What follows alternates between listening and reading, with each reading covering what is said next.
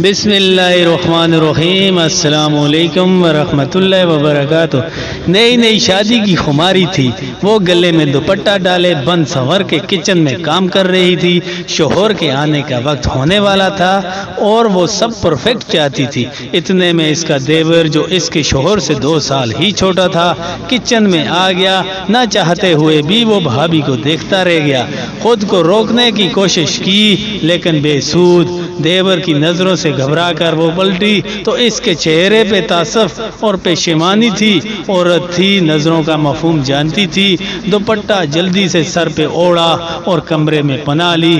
کچھ دیر بعد دروازے پر دستک ہوئی اور دیور کی آواز سنائی دی، بھابھی میں معذرت خواہ ہوں، انسان ہوں، نفس کے ہاتھوں مجبور ہو گیا اور آپ کو دیکھنے کا جرم کر بیٹھا۔ اگر مجھے پتا ہوتا تو میں کبھی بھی کچن میں داخل نہ ہوتا۔ بھابھی ایک گزارش ہے کہ مناسب حد تک پردہ کیا کیجئے۔ یہ الفاظ نہیں تھے، تعزیانے تھے جو اس کی روح کو گھائل کر رہے تھے۔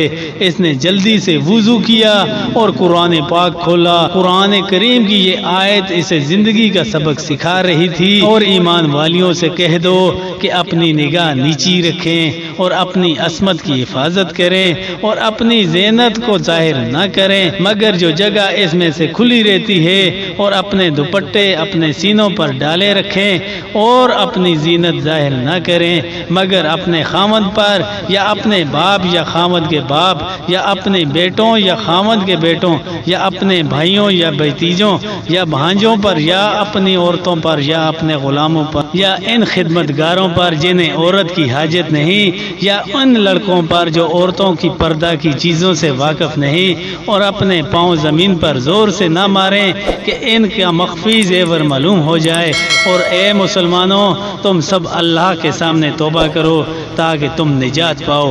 اللہ تعالیٰ سے دعا ہے اللہ تعالیٰ ہمیں بھی ایمان والی زندگی اور ایمان والی موت نصیب عطا فرمائے، آمین ثم آمین۔